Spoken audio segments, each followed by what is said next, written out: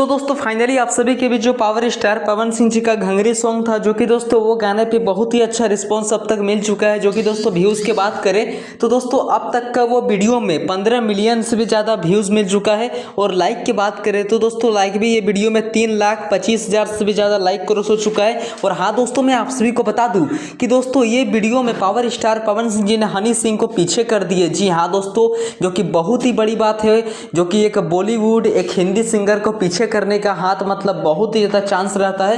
कि इसलिए मैं चाहता हूं कि दोस्तों पावर स्टार पवन सिंह जी को इसी तरह का एक से एक एल्बम रिलीज करना चाहिए। और दोस्तों मैं आप सभी को बता दूं कि दोस्तों ये गाना अभी ट्रेंडिंग 4 सेक्शन में 1 नंबर पे ट्रेंड भी कर रहा है। और दोस्तों 3-4 दिन से मतलब ये गाना ट्रेंडिंग 4 1 सेक्शन में है।